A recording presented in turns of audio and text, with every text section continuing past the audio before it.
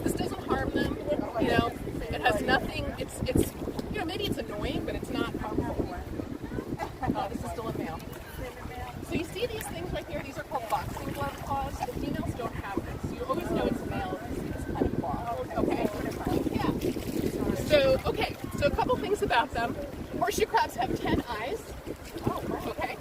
And you can see this one has so many fouling organisms you can't really see its eyes. Maybe you can. Yeah. Okay. So there's 2 eyes here. And then beneath this, there's 2 other eyes. Deep beneath that. There's a little sinus here. It's hard to see, but there's 3 eyes right here. There's some eyes right here near their mouth. And then the telson has photoreceptors on it. And not all their eyes are well understood by humans, but it helps with knowing light from dark. It helps with knowing Jesse, cycles. can you hear her? Which probably helps with why they're here. Again, now. I forgot to bring the mic. The months of May through maybe the beginning of August is when they come to this beach to mate. And the reason they come here is because they have something called site fidelity. It's they're loyal to the site where they like to reproduce. So they know this beach and they come back. Okay. There's sometimes hermit crabs, yeah. Yeah. Hey, Sig, how are you? So there's like a jellyfish thing going on. Yeah. So in the horseshoe crab, part of their anatomy, in addition to all their interesting eyes, is this is their mouth right here. And they kind of use their knees and their arms to push food in here. And right beneath here is their stomach, right under there. Okay? So that's some kind of interesting information. The other thing about the male is you see this lip? It's a little bit more indented than you would see on a female. Because the males climb up on the back of the female and need to be able to paddle in clearance. So those are some of the ways you can identify the male. The boxing glove claws, this lip, and the fact that they're small. No. But I mean, I have to tell you, when I was doing my research, the New York horseshoe crabs have a lot more fouling organisms than the Florida horseshoe crabs, which are very clean. So it's interesting. The New York horseshoe crabs are pretty tough. Okay, so let me tell you a couple interesting things about the horseshoe crab. As many of you have talked to me know, they're over 450 million years old. So they've survived all the previous mass extinction events that have killed 95% of animals. And part of the reason is because of the way they're designed. They're kind of like tanks. And they are very, they're omnivores. They eat anything. They adapt to salinity changes in the water. They adapt to temperature changes really well. And they have a really rudimentary but effective immune system. Their immune system is part of why they're valuable to humans. In 1956, a guy named Frederick Bang discovered that horseshoe crab blood reacted very specifically and very profoundly and very obviously to endotoxin. So endotoxin is like E. coli, salmonella, meningitis, gram-negative bacteria.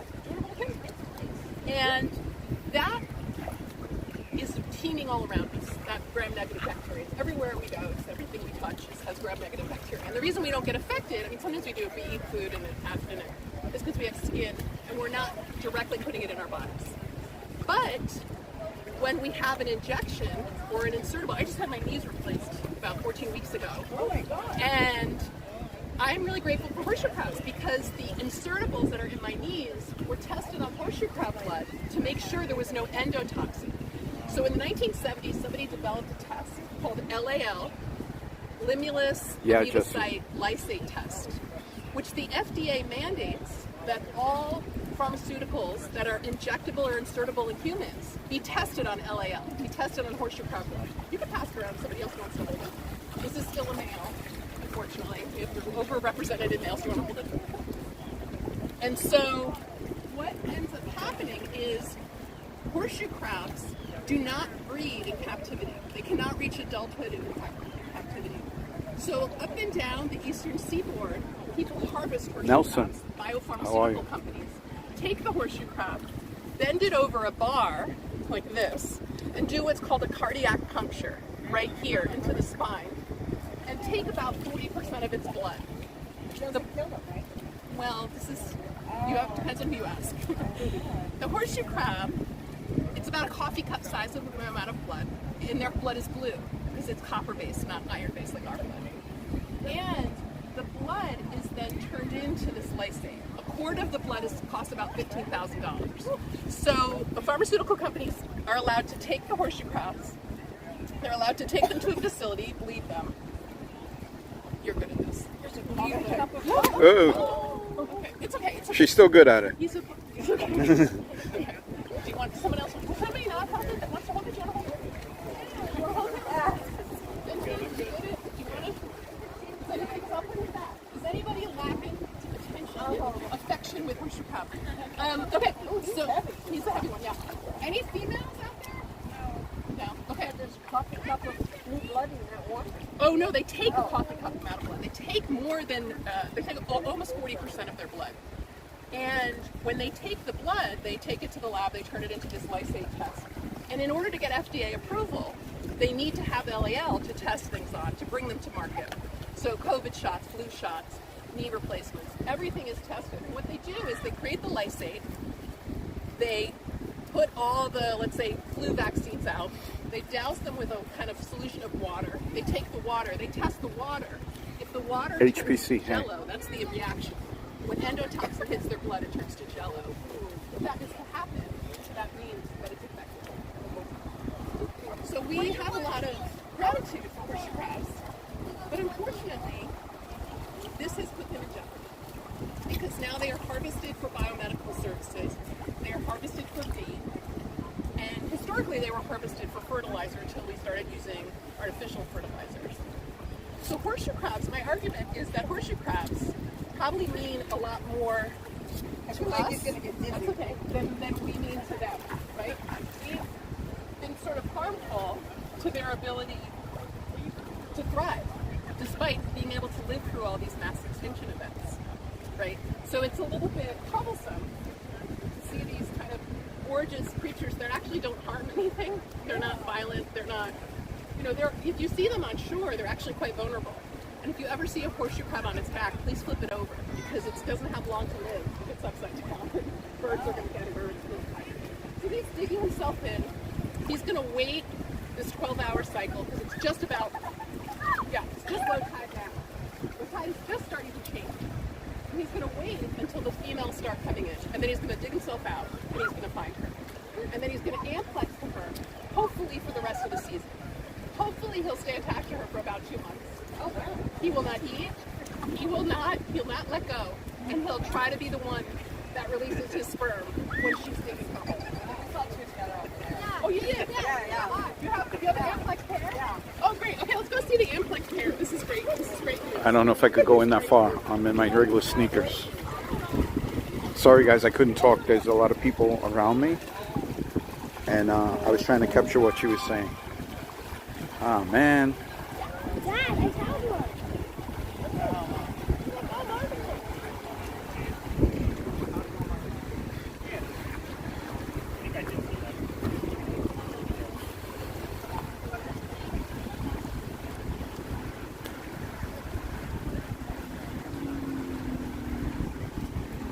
Guys, I'm going to try to put you down. Well, I don't know. I got to walk so far to get to the dry area.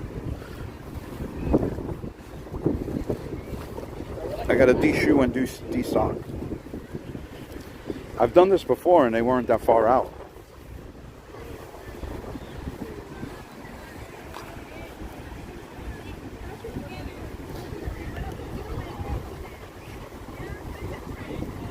Oh, they're coming back. They're coming back. Just enough to get my sock wet. Hold on, guys. I'm a mess.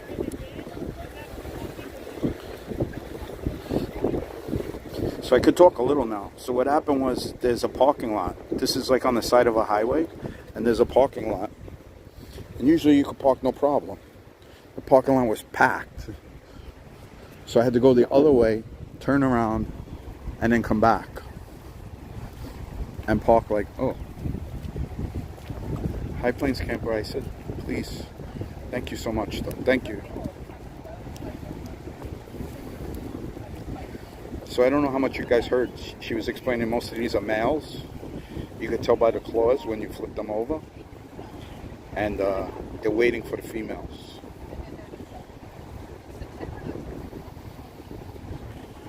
Let me get back to the clutch.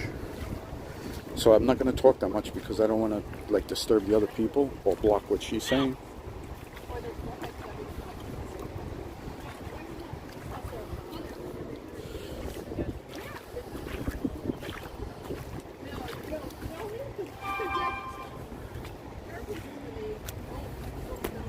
Thanks, High Plain Camper. I appreciate it. Thank you. Sorry. I think you and me are the only ones who had. I started to take my shoe off just enough to get my sock wet. Oh yeah, you might as well get it off. And then they came back. You might as well get it off. I'm just going to massage to see if I can get the eggs. She might not because I'm really right now. The eggs are a little. Too. What do they eat? She's definitely mad, yeah. What do they eat? They eat everything. They eat mud snails. Oh, where? So this is a female? Yeah. This is their mouth, and their stomach is right beneath this. I don't think she's going to take that right now. You could try. I don't know. She doesn't seem that interested, but nice work. Some salad. These are called the book gills. These are how they breathe, through the book gills. I got a question. Yeah. What is that? This is the telson, and these are muscles. These are the muscles that make it so that she can flip herself over or steer. Wow. When she's so, I would love you guys to hold her. She's so much more feisty, so you really need to be careful with the flipping back and forth, just to see how much heavier she is. Oh my gosh. Okay, so be careful because she is Yes. considerably heavier. Much heavier. So where was the male? That's the male?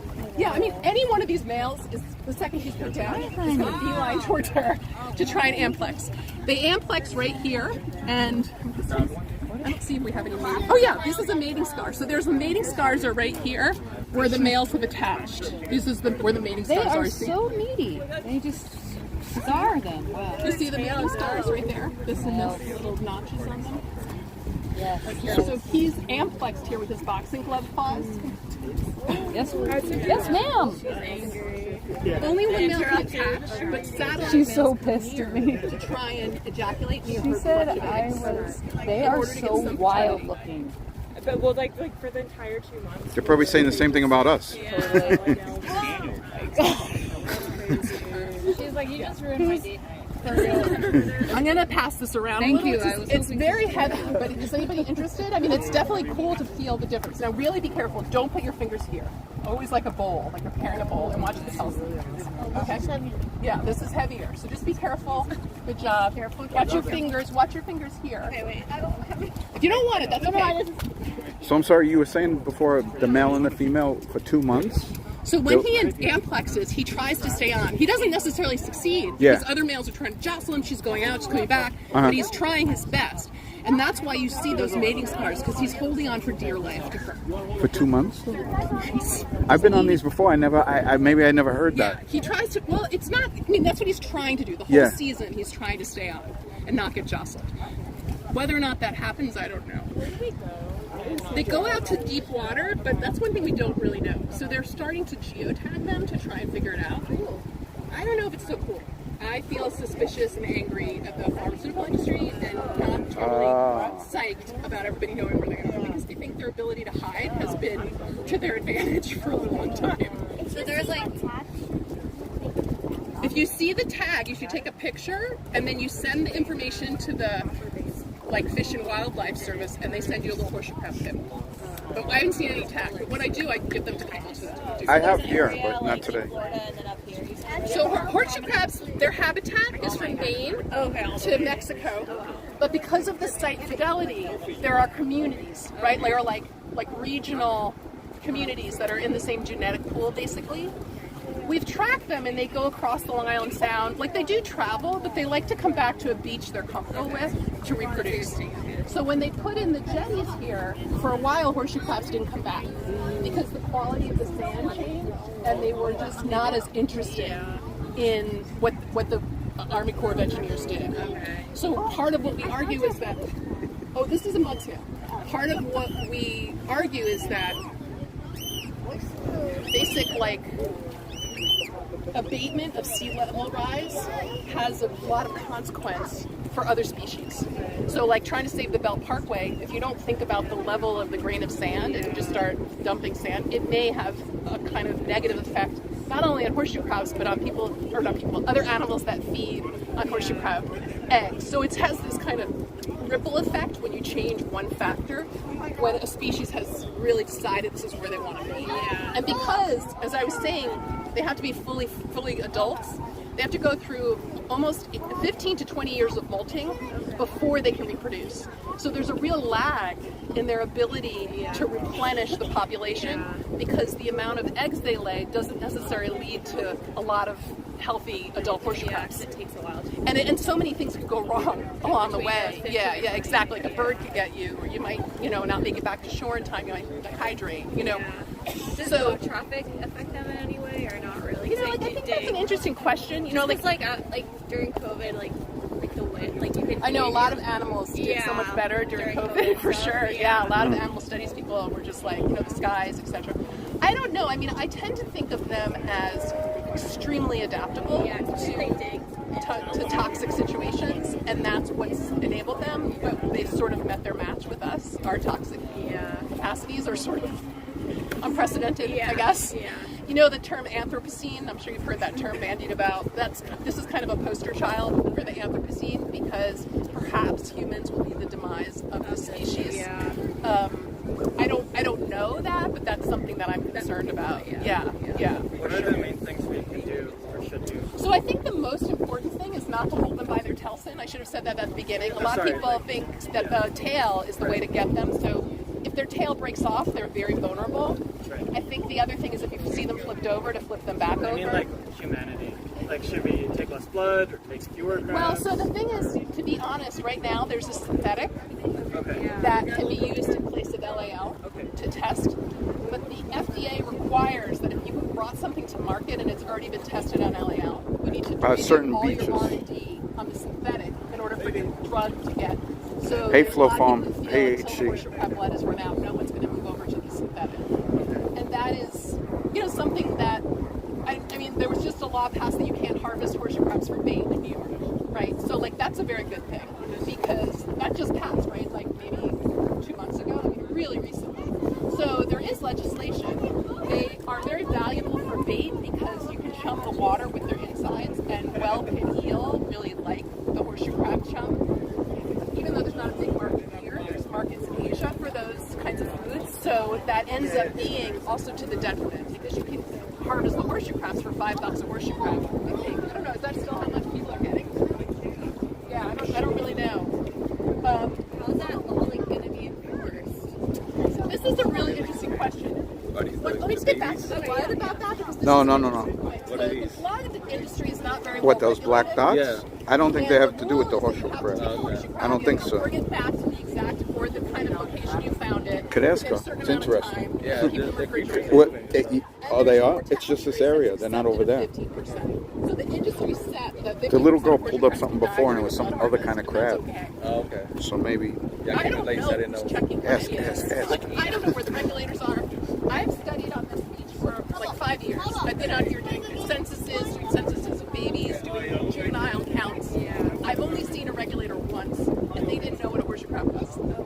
Like, they were like, Yeah, what it are you is. doing? I hope I'm like, it's not affecting the sound. working with this group of scientists on horseshoe crabs. I'm like, what are those?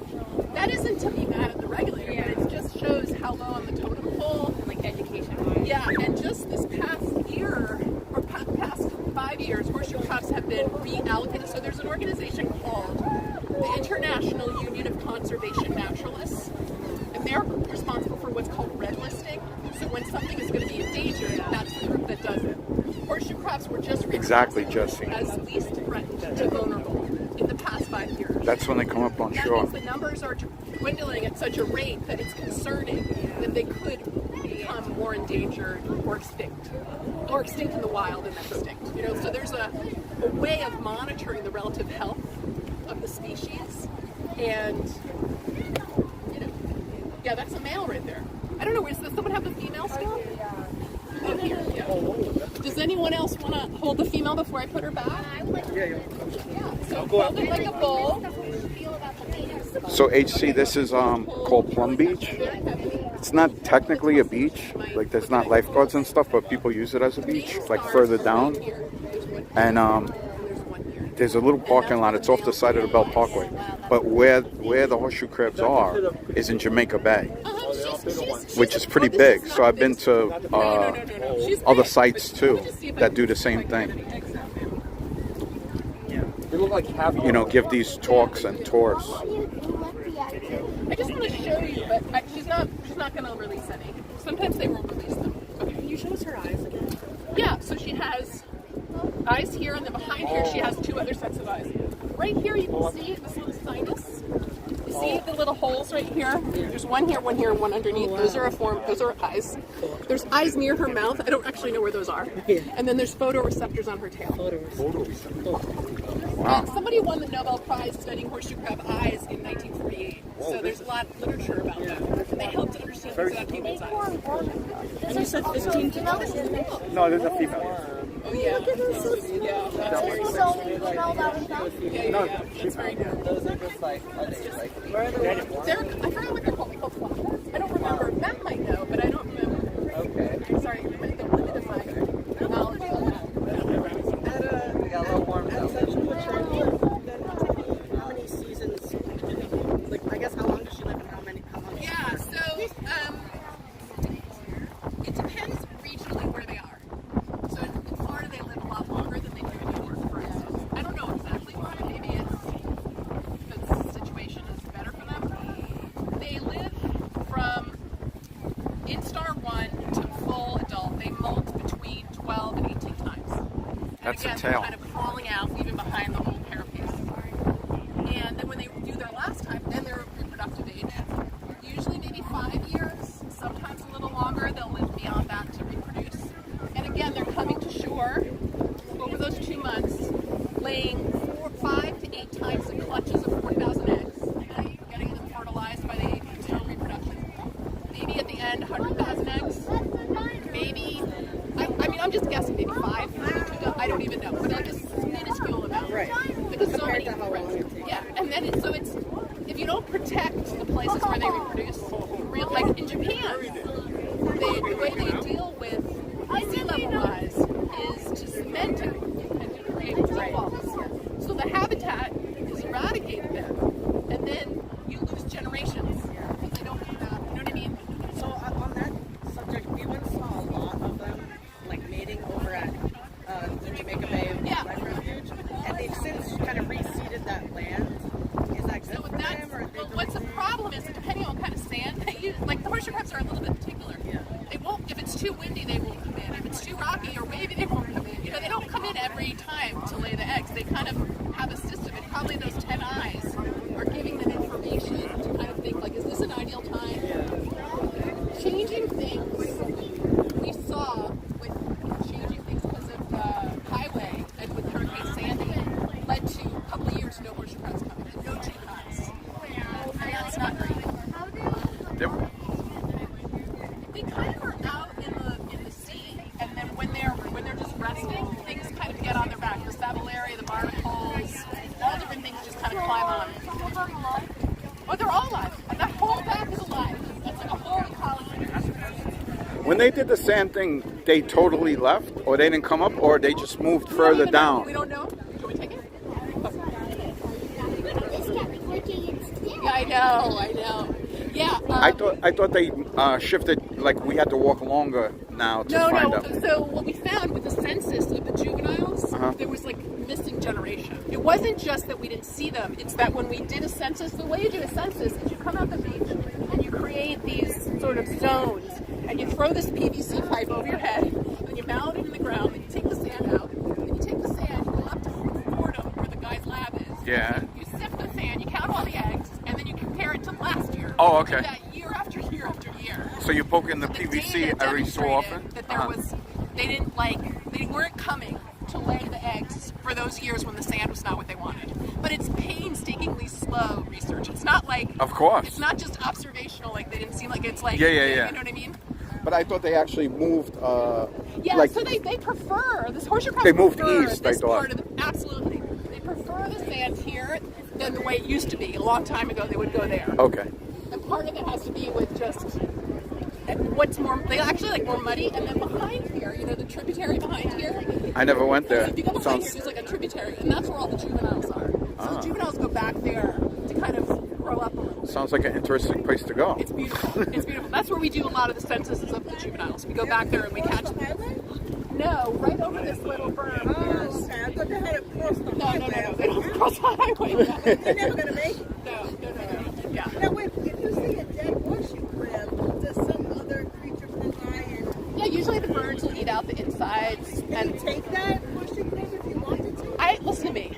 They smell horrible if they have any organic matter in them. Okay. So my advice Really, to you Jesse? is I to never make sure heard it's that. cleaned out, number one, or to wait into the fall and to take the beautiful carapaces that have no body left inside.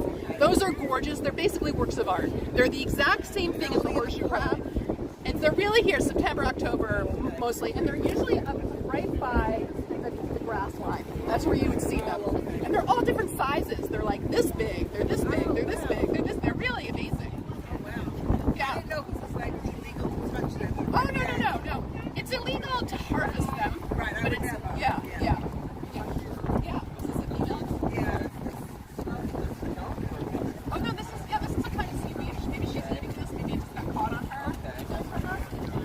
So this is her mouth right here. These are her knees, and she uses her knees to kind of grind things in and push it. And then right beneath here is her stomach. If you put your finger here, you can kind of feel very gently like the soft part. That's her stomach.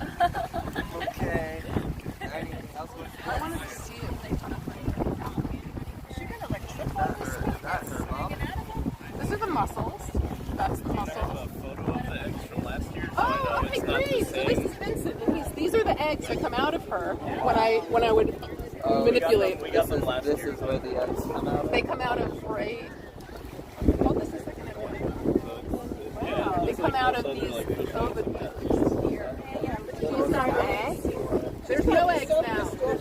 There's no eggs now. She's not going to release any. He's a photograph of them. Now, when these clothes burst, are they awful? She's a little more feisty, so it's not hurting. Hey, Jenna, how are She's you? definitely making an effort to Yeah. and make some kind of she's like Get me out of here. get the heck off. Like I want to go back. I have a job to do. What Right. it's not And like you're annoying me. you are definitely annoying. This is called Cellaria, Okay. and this is barnacles, and then so there's another fouling organism, but I can't remember the name. That's Cellaria. So they're just symbiotic or. Yeah, well, I don't know. Symbiotic might be generous. They're Okay. maybe not doing anything for her, but not harming her. Okay. I don't know if they're like helping her. Hatching around. Yeah. And again, these are the eyes. There's two eyes behind wow. that. There's these sinuses are eyes. There's another eye here. There's eyes near her mouth. And then there's photoreceptors on her tail. So she has 10 eyes. Wow. And the male has 10 also? Sorry. Yes, the male does. Sorry. Pardon? So I don't know. That's an interesting question. Some are photoreceptive. Some are tracking lunar stuff. Some we don't really know yet. Somebody won the Nobel Prize in 1948 studying their eyes, and there was some kind of helpfulness around. Big eye. Yeah, They these are really eyes. can see more colors than us. Like they have a fourth. Maybe I don't. Yeah, something is very Yeah. because they know when to come to shore. They know when it's high tide. Right. They know. So there's some sensory capacity Right. that is triggering these behaviors that I don't know if are well understood. Right. And again, this is where they make the puncture to get the blood. When they're doing the cardiac puncture, they put the needle in there and they drain the blood. Can you tell when you got one if it's been trained before or it's just In New York, hopefully it is not because they're not really supposed to in New York. But I don't know. They're supposed to clip the carapace for a season, so then you know not to catch that same crab that season. But again, I have a lot of suspicion. I spent a lot of time in my book trying to get into the pharmaceutical industry to interview them, and it was extremely, extremely difficult. There's a lot of pushback. Where would they take the blood? They bring them someplace or they do it right on site? There's a place called Cape Cod Associates. There's a place called Charles River. These are two pharmaceutical companies. They bleed them and then they produce the LAL and then they sell the LAL. And then they bring the horseshoe crabs back to where they found them? Theoretically, they do that. Allegedly. Yeah. Allegedly. I'm going to put her down because I feel like I've been handling her for a little while. Just let her get a little wet. now that's the back of her? So again, this is the prosoma, this is the opistosoma, and this is the telson.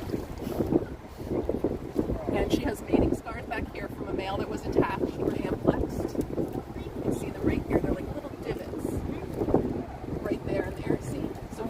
on with this boxing glove clause that I showed you in the males.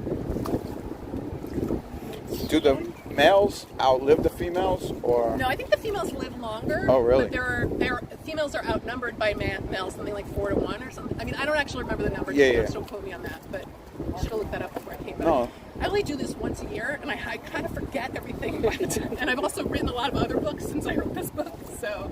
On the same subject, I wrote a book or? about honeybees. I wrote a book about spider goats, these goats that are transgenically modified with spider silk, so that they're lactate spider DNA.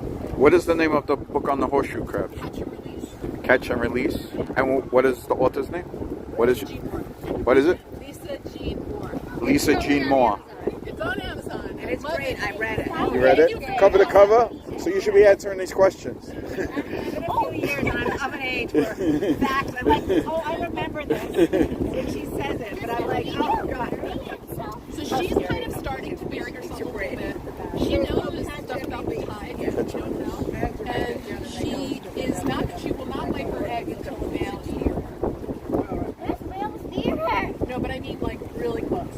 Like maybe analyze her. She's going to wait because she knows what she's doing. I once saw a female laying eggs. The tide has come in. My feet are getting heavy. And I can talk a little now. So what happened is there's a parking lot which is usually empty. So I pulled in. This is the third thing that I went to today. So I was kind of sitting waiting, and I didn't really want to come to this parking lot because it's not like shade. So I was like hanging out in the car for maybe half an hour, close in Brooklyn. I come in, the parking lot is packed. And once you go into the parking lot, there's no spots. You have to like circle, go on the highway, make a U-turn, go on the highway the other way, and I parked like down where those buildings are. And then I walked like half a mile. It's at least half a mile on like this bicycle path to get to where they usually meet, and nobody was there. So then I had to find them on the beach here.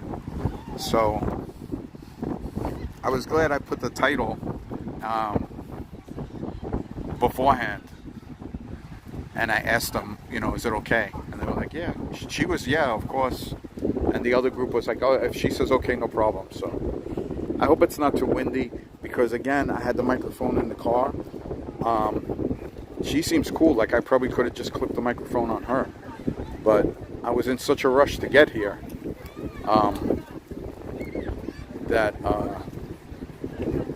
I just basically grabbed the phone, and the selfie stick.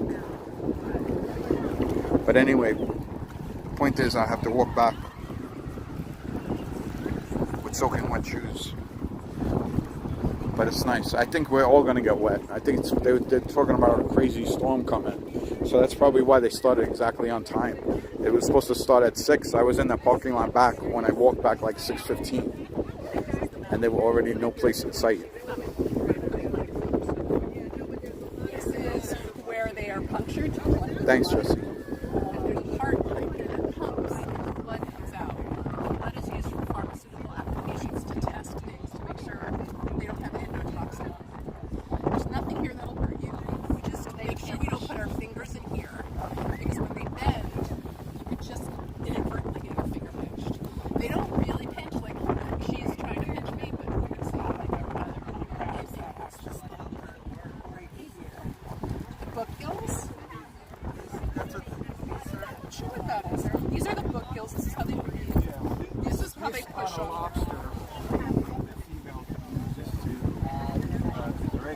Well, that's interesting. This is a male, so I don't know.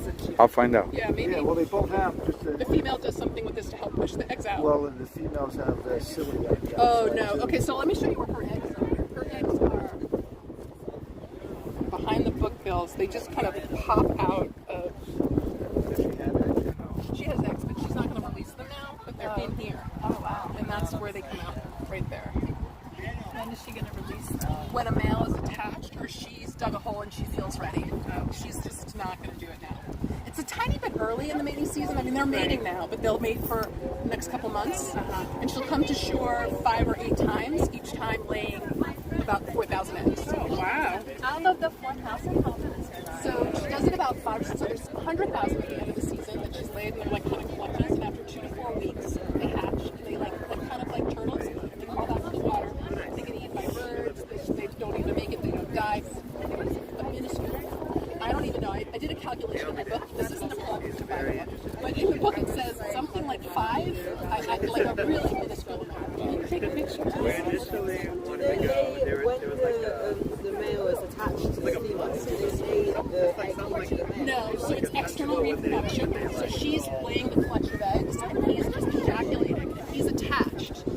He has the most fertility possibility at like 60%, but there's something called satellite males. If you come here at high tide, she would be amplexed, attached with a male, and there'd be other males scurrying around, also trying to ejaculate. And they're all trying to get fertility. The ones that are just satellite have about a 20% fertility rate. It gets the best. And then when she's just laying into the sun, is that? She probably will only lay if there's males around. Somebody told me that they saw one like and but they kind of are waiting for particular circumstances. If it's too windy, if the shore is too rough, they won't come unless they feel like it's the best circumstance to lay them. And the male will stay amplexed for the whole season if he can. So he won't eat, he'll just stay attached to her the whole time, hoping every time she comes to shore, she's the one who's like ejaculated. There's something wrong with this one has an injury. Oh, so this is great that you saw this. So this is how the endotoxin works.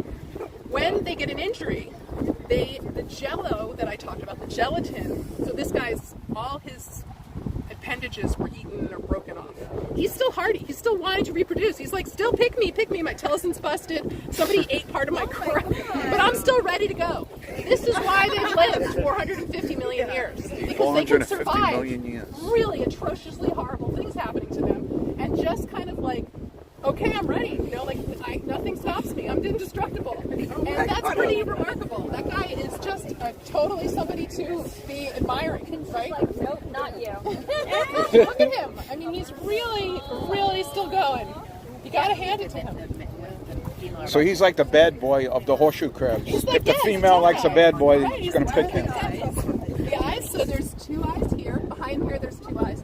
If you look right here, there's little sinuses here. There's one eye here, one eye here, one eye here. When I flip them over by their mouth, there's eyes, and then there's photoreceptors on the telson. I was going to ask you, because it seems like that's what That's they do. part of how they know when to come to shore, when it's night, when it's day.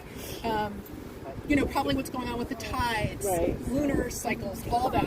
And she is at least 20 years old. Wow.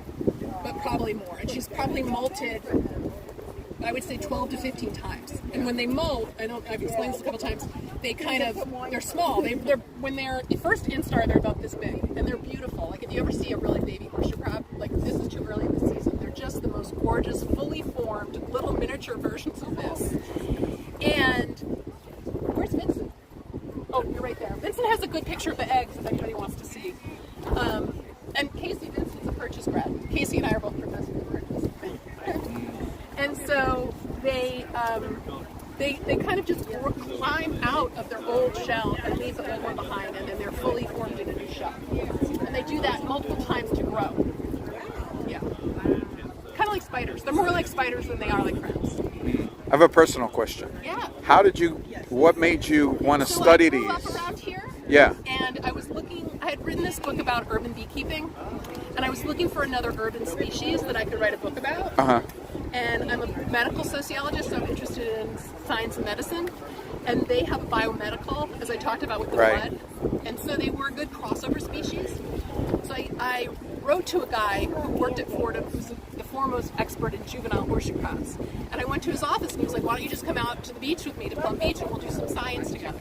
So I came out here, and I worked with him for 3 years on his studies. And I just studied him, and I studied the horseshoe crabs, and then I ended up writing a book about it. So that's how I got into it. It's amazing. Yeah, it was Yeah. great. So he's really feisty. Look at him Such a badass. Horny guy. Action. go. Okay, what do you think, lady? Saturday night.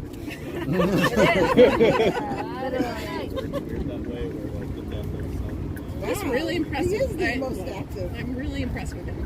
Wow.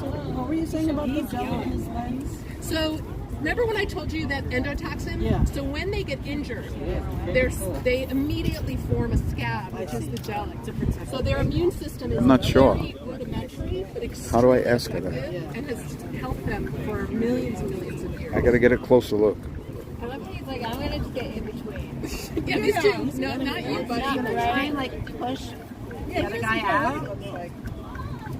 He's like, this is not my thing. Yeah. So, and then the thing that's also interesting is if you've ever seen them filmed underwater, they're unbelievably graceful and beautiful. They move they don't look like this. Is just like, am I gonna make it? I don't know. Like, but underwater, they're really very, very adept at getting themselves around. He seems like he's like backing up and turning around.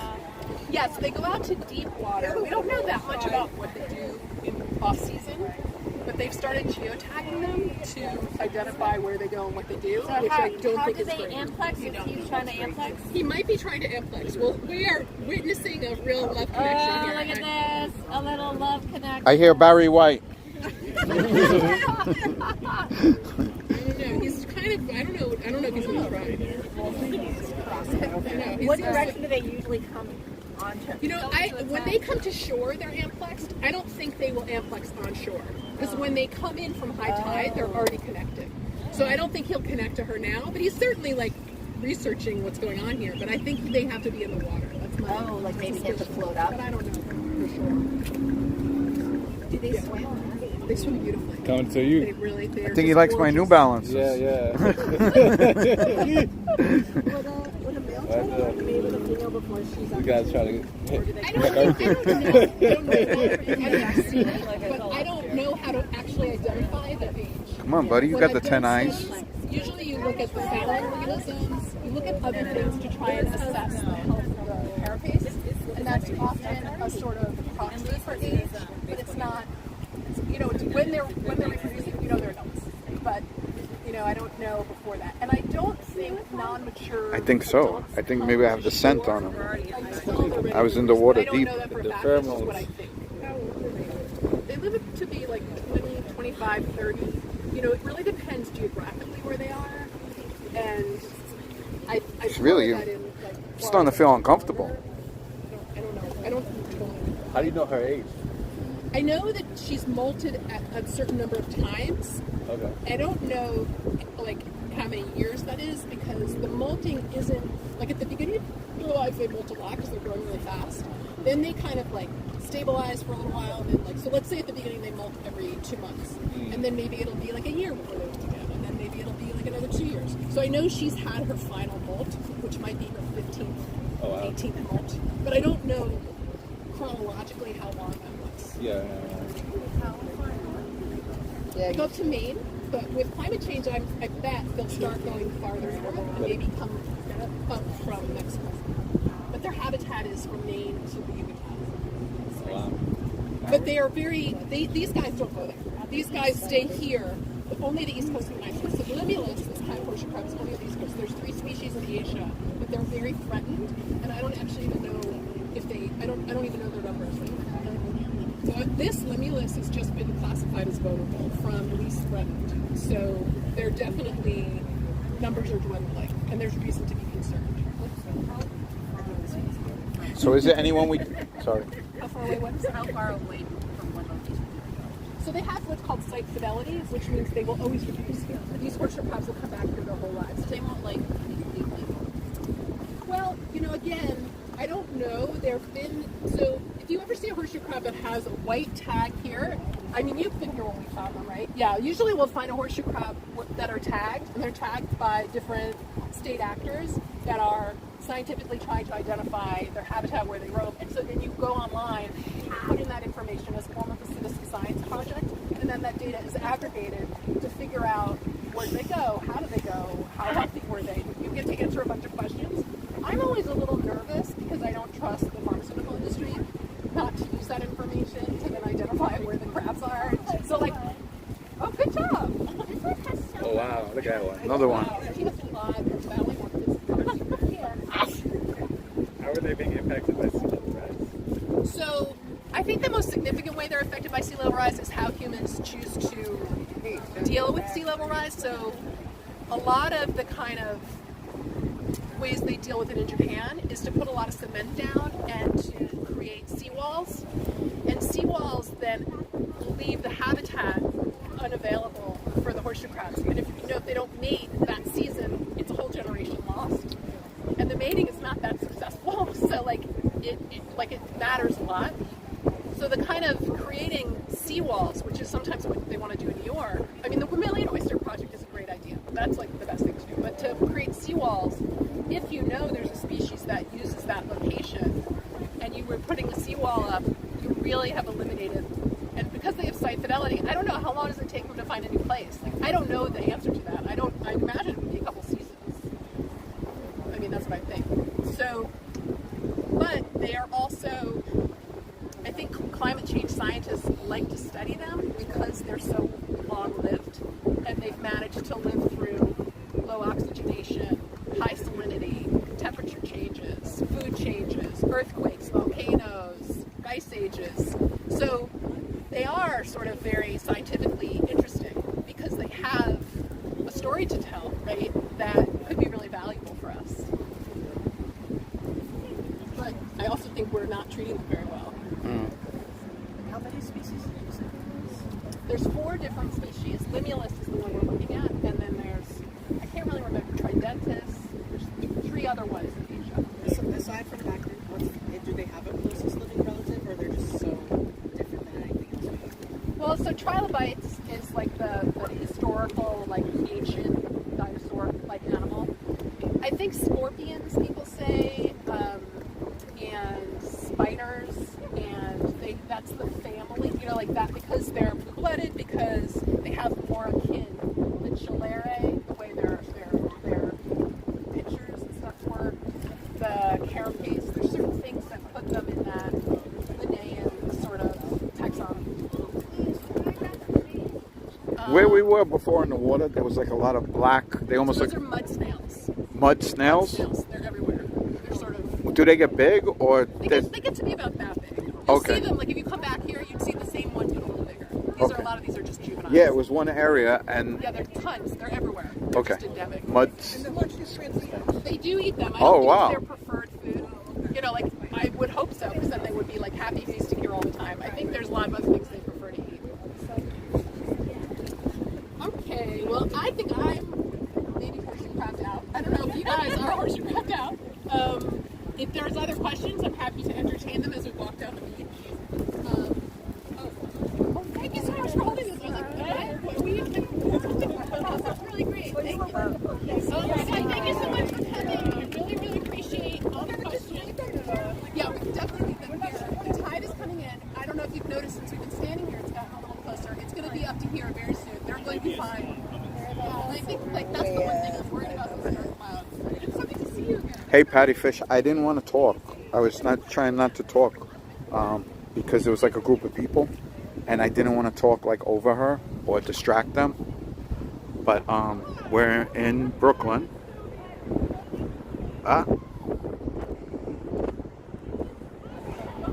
We're in Brooklyn. That's the Marine Parkway Bridge. So that side is Queens technically. This side is Brooklyn. And yep, the tide is coming in. So we came to look at horseshoe crabs, learn about horseshoe crabs.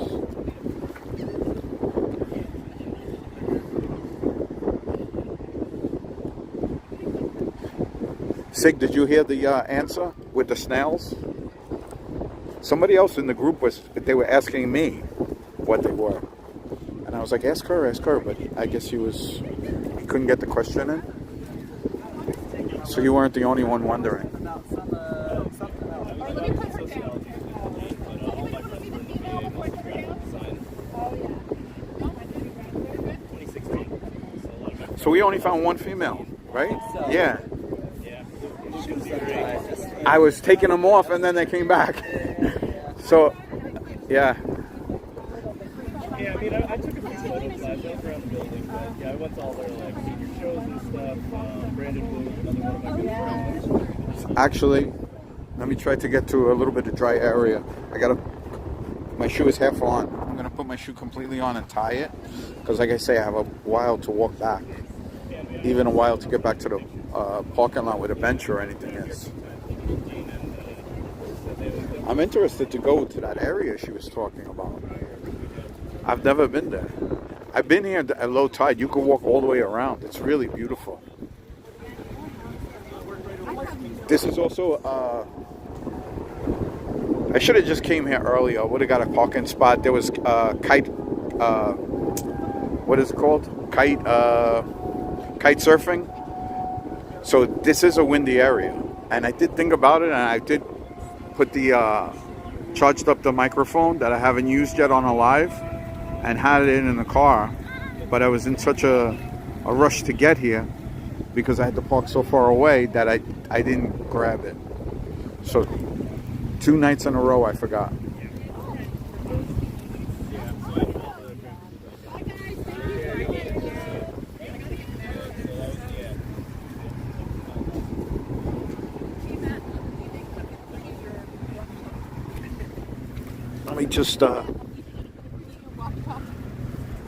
Let me just try to get my shoe on. I'm going to put you in my pocket for a second.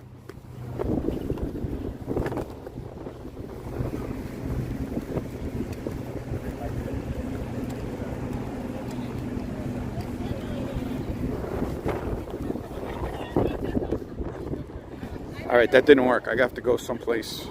Everybody's having the same issue.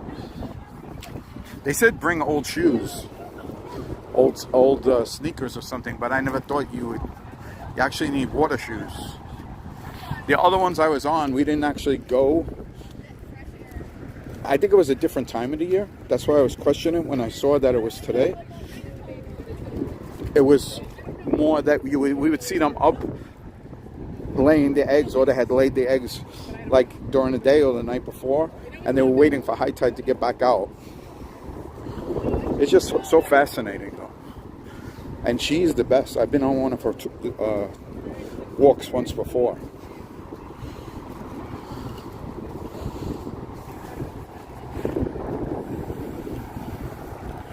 But yeah, sorry if it was seemed like I was ignoring you guys. I didn't even want to say hello and stuff because I didn't really.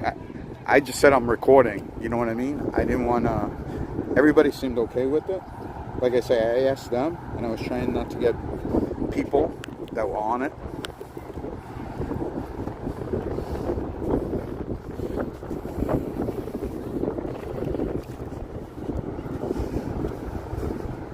But yeah, she definitely knows her stuff.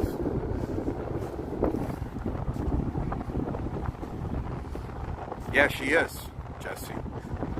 And you seem to know about the topic too. Because as a kid, like she said she grew up in this, area.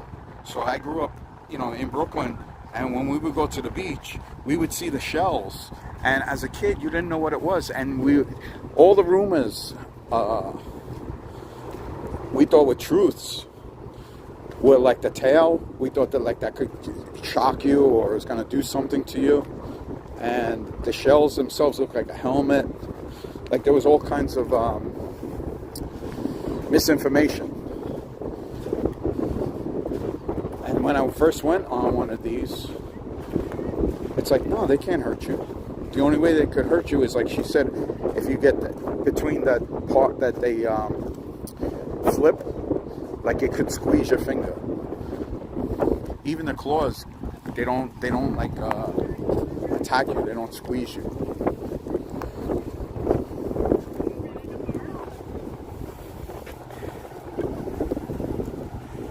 An ecology background that I've been.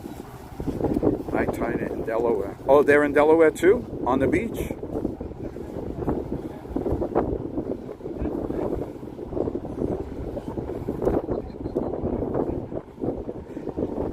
Yeah, everybody was kind of asking questions, and I noticed she had to answer the same ones over and over, which is fine. She doesn't seem to mind. But, well, maybe I could sit here and try to get my shoe on.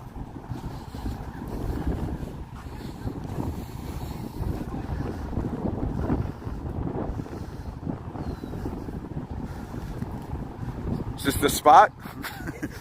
I was trying to do it. My back is not as flexible as it used to be. And once they got wet, I usually could just slip in them. I couldn't do that.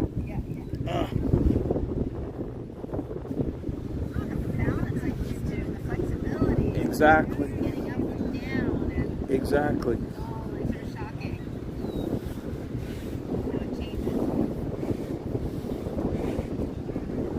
All right, guys. I got the back of the shoe was like bent over, so.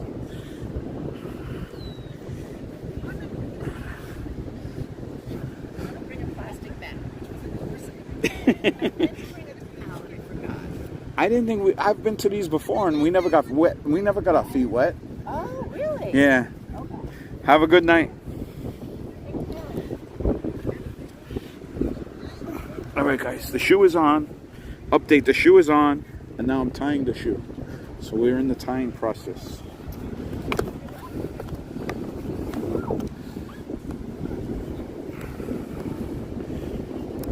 Let me kind of put you here.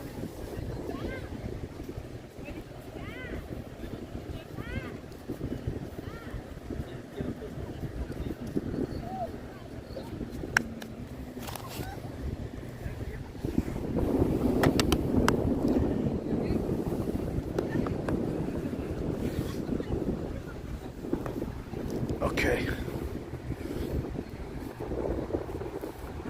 Yeah, so they do that kite sailing. I've done shorts of it before. There was a bunch of them though. It's always breezy here, you know? So over there, I'll tell you what I know. Over there, that building, that's a college. That's Kingsborough College. That's Brooklyn. That's like Sheepshead Bay. So there's like fishing boats and some restaurants, seafood restaurants and stuff. I showed you the bridge that goes into Queens. So this is the bridge that goes into Queens. It actually goes into Rockaway. This is the bridge that the short that I did when the bridge was going down. The bridge, that bridge is like fascinating to me. It goes up in the middle. It like elevates in the middle, like an elevator, straight up and down. So over here is like Breezy Point. And going the other way is going like further into Rockaway, but technically it's Queens. I mean, it's Queens. It's just a lot of people, I don't know, they think it's Brooklyn, especially that side. So then Rockaway will go straight like east, and eventually you could end up in Long Island. But again, technically Brooklyn and Queens is Long Island because it's the same body of land.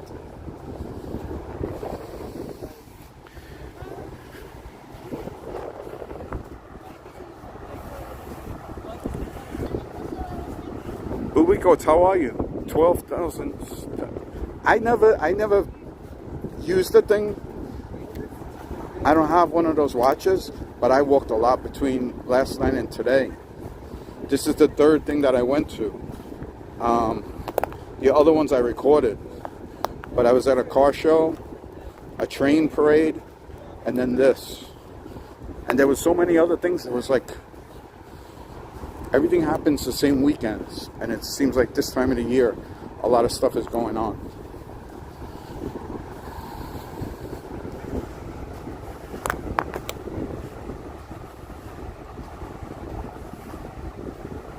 Last time I was in New York was 2004 and walked. Oh, you walked the Brooklyn Bridge. Cool. Were you staying in Manhattan? And you walked the Brooklyn Bridge like into Brooklyn?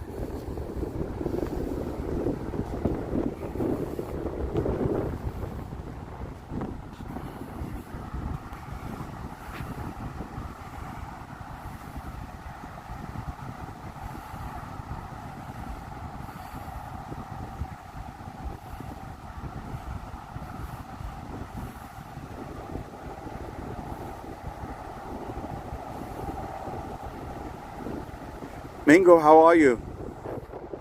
No, it's if you go further. So if you go down that way, it's Sheepshead Bay, and then it's Manhattan Beach, Brighton Beach, Coney Island.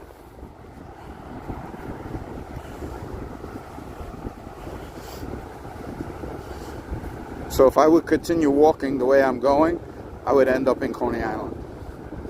It's quite a distance though, but it's the same water.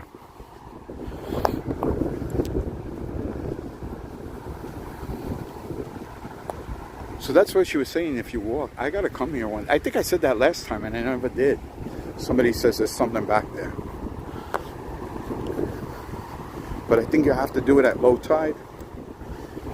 Even here, like the tide is coming up. I think there's a way you could get not stuck here, but you would have to walk like through. You can't walk around the way I came in, which I didn't record because I didn't know if they would even, I didn't know if they were going to have a problem with it until I got there and asked them.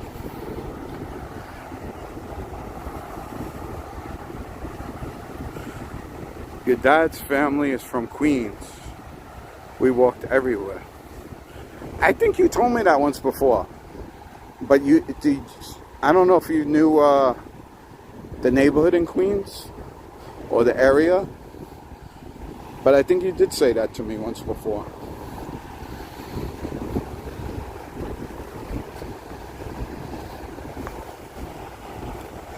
Okay, Dead Horse, yes. Dead Horse Beach is like where that bridge was. And then there's Glass Beach too, which right now you're not supposed to go to because they found like radioactive material there. But all this glass, old glassware, from old restaurants that are no longer there, and bottles, and really cool, is on right at the foot of the bridge. But yeah, Dead Horse Bay. I was looking at these when I was trying to catch up with them.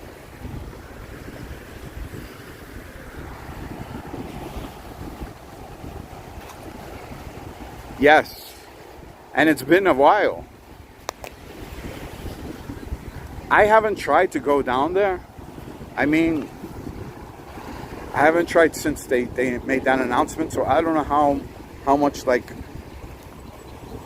they prevent you from going there. But people used to find amazing, like, full glass, like I say, plates and cups and sauces and stuff from restaurants that are no longer around. But also, like sand glass, like pieces of glass that are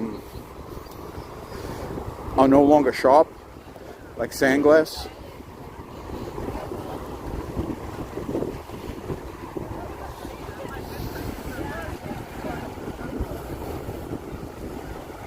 Jesse, you don't have to do that. Thank you so much, though. Thank you.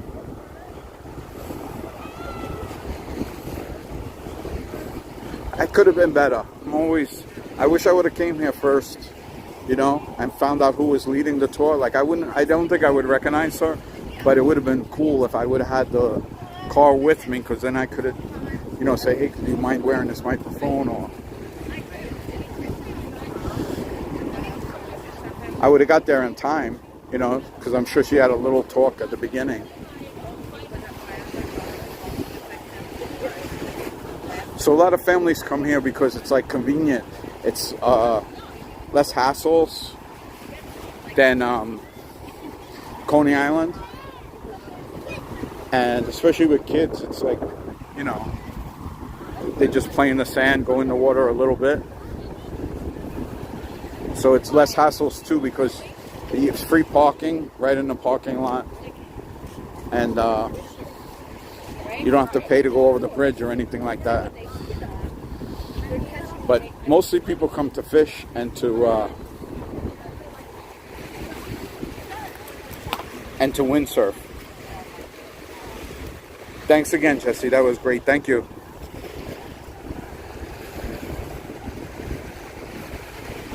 I thought it was something different. I did pre-records before on the same subject.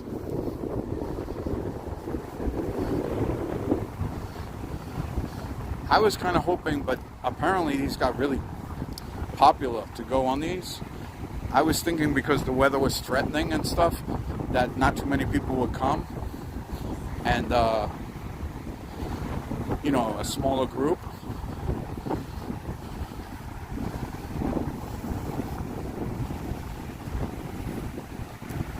Seals? Where I was walking last night, yeah. Last night I did a walk in Rockaway, and there have been seals that come up there.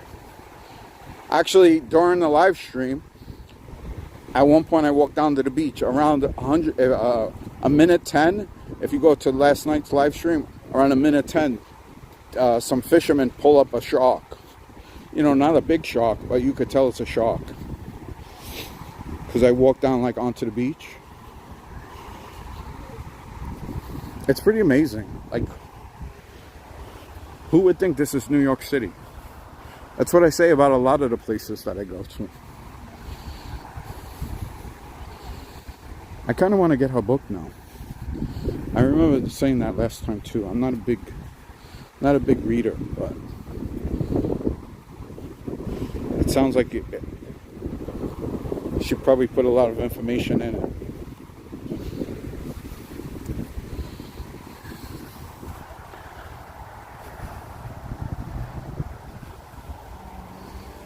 So you could start to hear the traffic.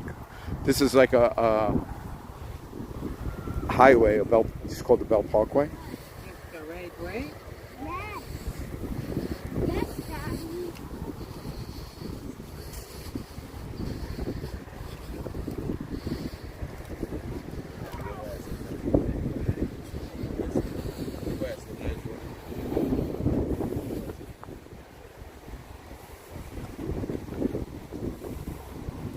Oh, it's Sunday. You're always ahead of us.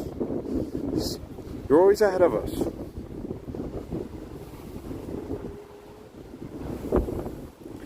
Oh, you looked it up? It's not new because I'm gonna say the last time I was on a tour with her was maybe 3 years ago, and she made it sound like the book was relatively new.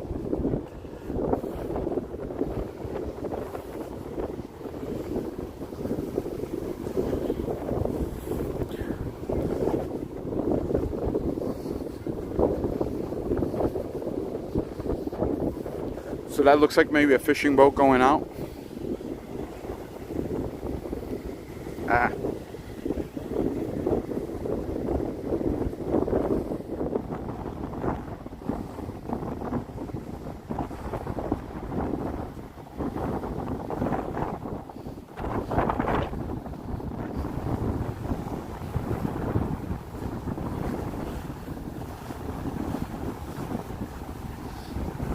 I didn't know you could do that here. It looks like they have like an open fire. I didn't really, but you could see people kind of camp out for the day. It's cool. I don't know, it's cool.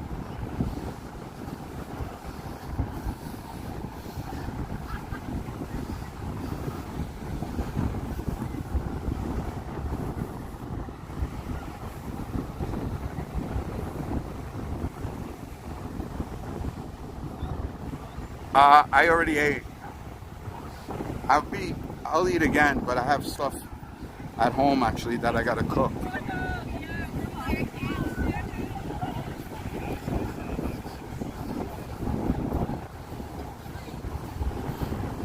I've been eating out a lot lately, which I don't have a problem with, but I don't like to waste food, and I have food. I'm trying to think. I think I went shopping Wednesday.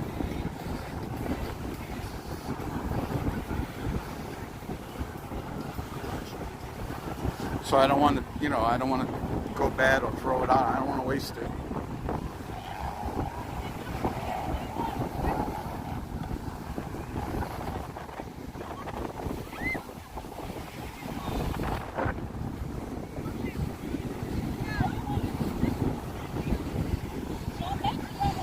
We're almost to the parking lot.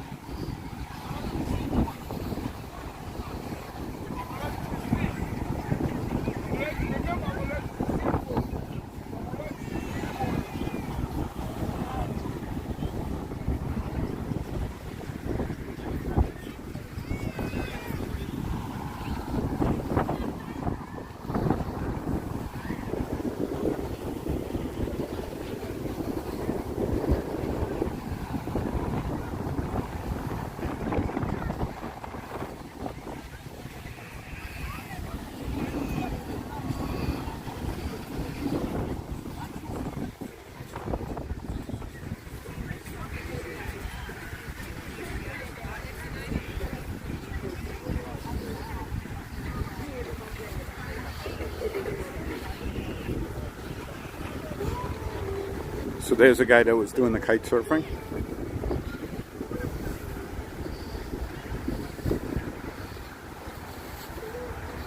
Okay, we're out of the wind.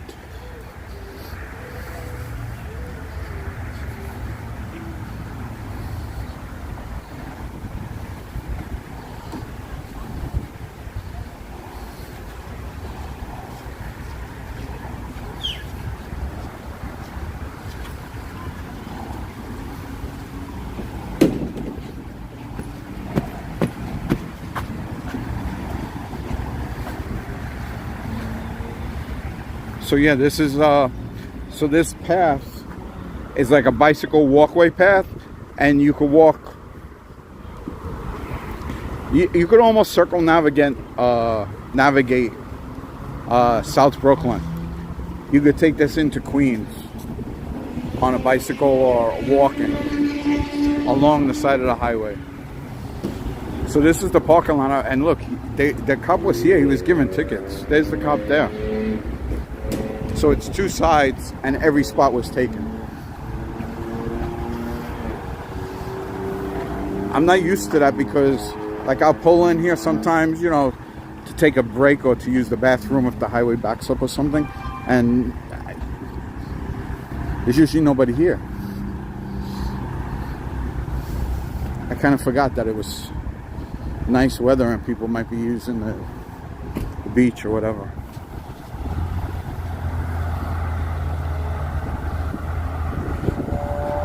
Yes, take care, Patty Fish. Sorry I couldn't talk too much. Thanks for coming through.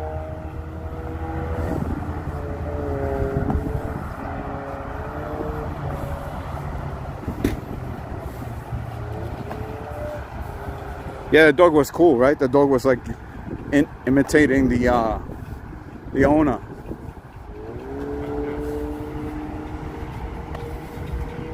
Now there's spots. So maybe a lot of those people came in car. I don't know.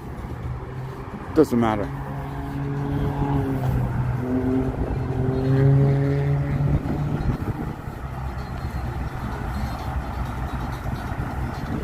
Twin Brooks, how are you?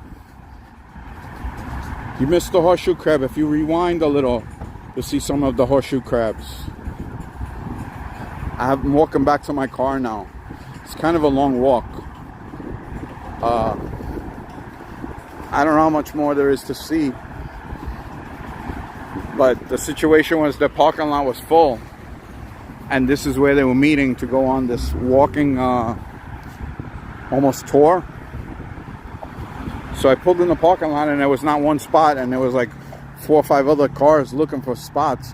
So I took the highway this way. It was backed up a little because it was earlier, made a U-turn, came back this way, and then got off the closest exit, and I parked over there in like this neighborhood. I was about to say, the heck with it, you know, but I was already here, and I'm glad I did.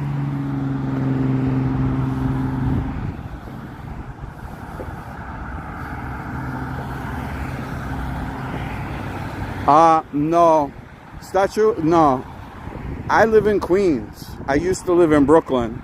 I mean, it depends what you mean as close. I was closer when I was in Brooklyn. Like, you can see it from Brooklyn. I've been there a couple of times, which a lot of New Yorkers, if you ask them, there's a lot of New Yorkers that haven't been to the Statue of Liberty. Lisa UK girl, hi, how are you? Is the traffic noise too loud? Because I'm right next to the highway.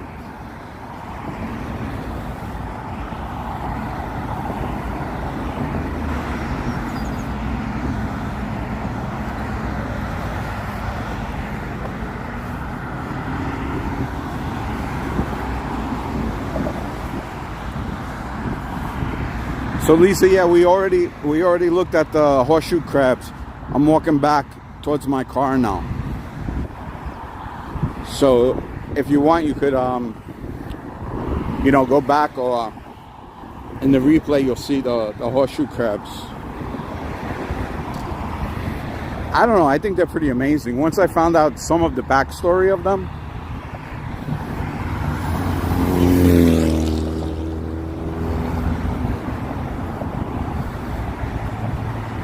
it's not that bad. Okay, thank you.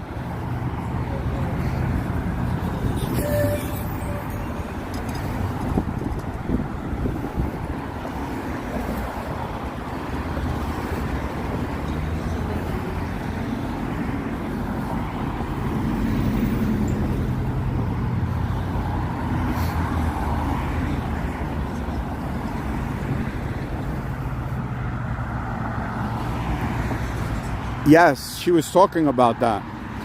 Like, that's one of the major threats is, and people were.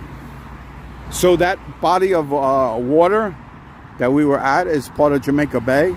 And there's different spots in Jamaica Bay where they'll hang out and breed and come up and lay their eggs. So there were people like poaching them. They were grabbing them and, you know. She mentioned that they would get $5 a crab. I don't know how much they would get. But there was people that were taking them for bad purposes. So I doubt they were returning them. And I guess these labs or these groups would pay them, you know, so much per crab. And you saw how, like, the kids could see them.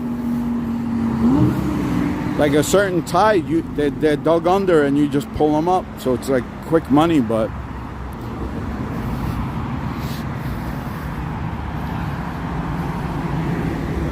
yeah, they're very beneficial for the blood. But unfortunately, if they do it wrong or they don't do it under the right circumstance or they take too much, they end up dying.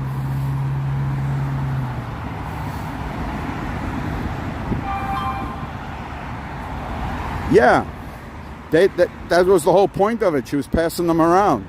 But it was amazing after a couple minutes. Like, it's amazing that you see the kid and he's like or she is like a little bit timid, or, you know, because they're scary looking. It looks like something out of an old movie or something. But then after that, they realize that they can't get hurt. That just, you know, don't touch the tail. Don't, like, hold them by the tail because that'll hurt them. And keep your fingers away from that swinging joint because you'll get pinched. Other than that, they're not going to hurt you. And then they were like digging them up because you'll see a part of them or the shell. And yeah.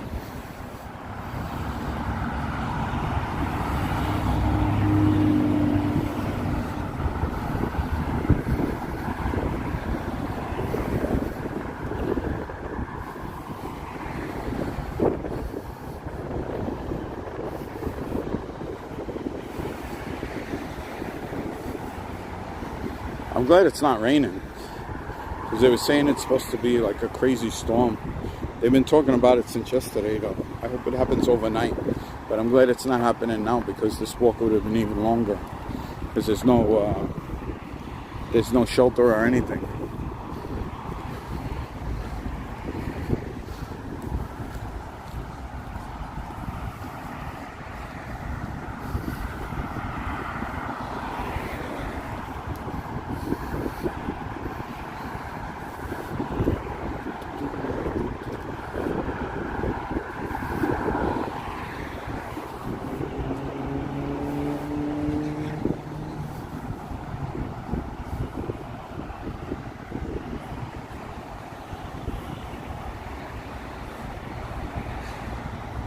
Oh, yeah? Today, you had in 2 hours you're getting another one? Yeah, they've been talking about this one. I was getting like all kinds of alerts. I signed up for something. Wind is picking up too. I signed up for something so I get alerts for everything, you know. And I almost thought like they're trying to scare people to stay home. They said there's going to be crazy thunderstorms and flooding, rain, and the high rip current.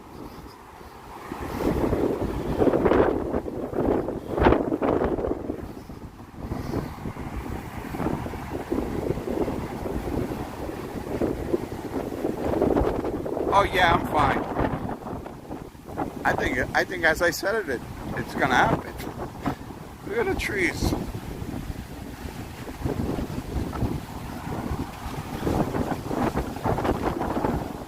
I feel like I'm on the Wizard of Oz.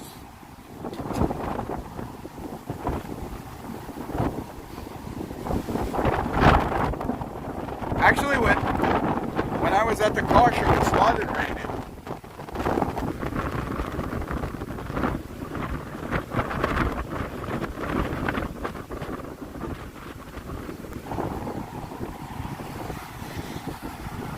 Yeah, it definitely is moving in. She ended it right on time.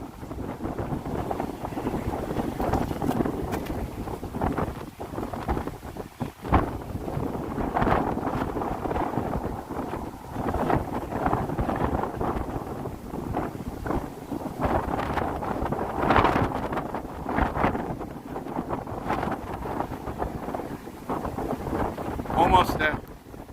There's like a little park that I'll end it in.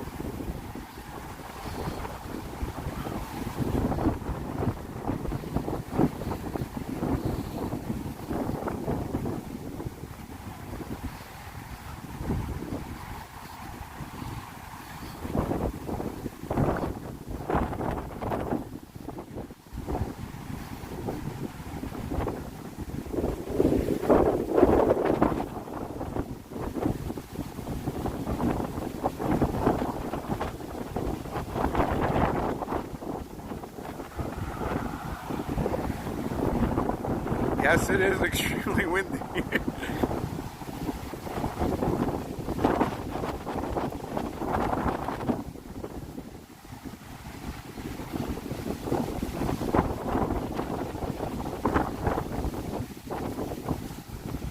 You're definitely getting your steps in, I know. And this was just one thing that I went to.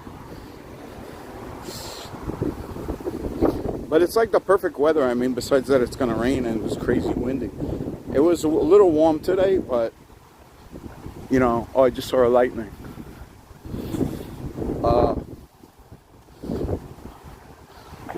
This is like the perfect time of the year before it gets too hot.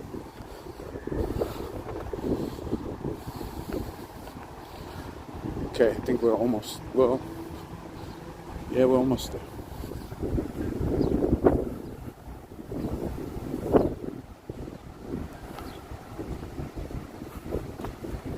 Oh, a 2-hour walk? That's a lot. I have no idea how many steps that would equal. But that's got to be, I'm sure you must have walked 2 miles, right?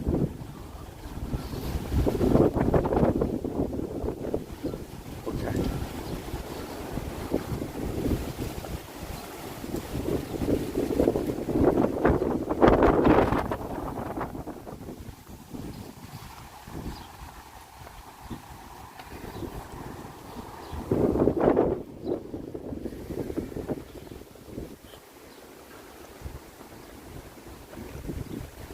I've never been in this park.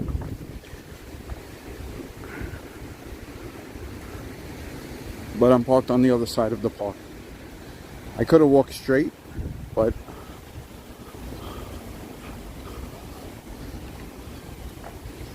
I wanted to see what this is about.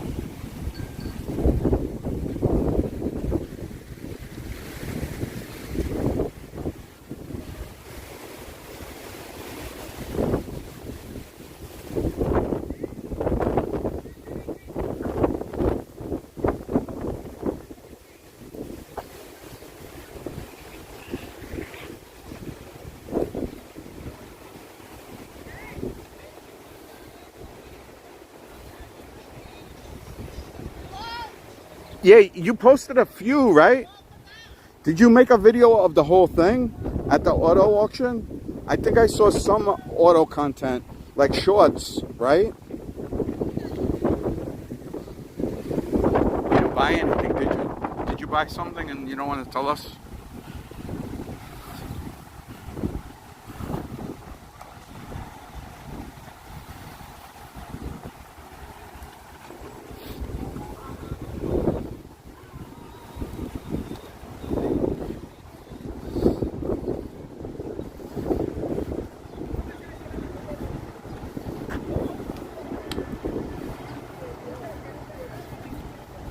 Oh, you did a long video? I gotta look for that one.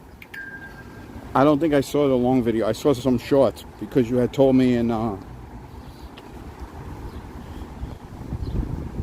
another stream. I can't even remember where, but I did see the shorter ones. Were you looking for? Are you looking to buy something, or you just went like to be interested?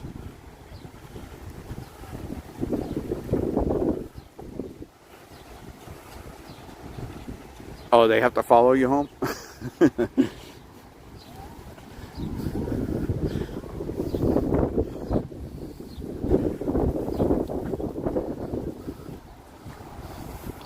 All right, guys. Thank you so much. Thank you for hanging out with me. I'm gonna get into dry shoes and try to get at least part way home before the rain really starts. I do the same thing, Drew. People ask me, you come to all the shows, how come you don't have a car? And I'm like, it's cheaper just to YouTube them. But I may, you never know. Thank you, Jesse, and thank you for the super chat. Thank you so much.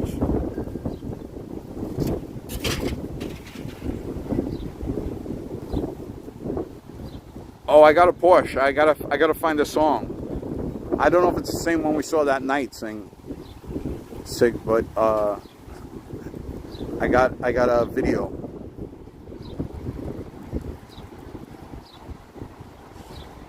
Nichols, how are you? I'm just about to end it. All right, guys, let me end it. Let me, like I say, try to get a part way home before the storm or whatever is going to happen, and more important, get out of these wet shoes. Thanks, everybody. Have a good night. I'll see you later. Take care. Have a good weekend. Bye.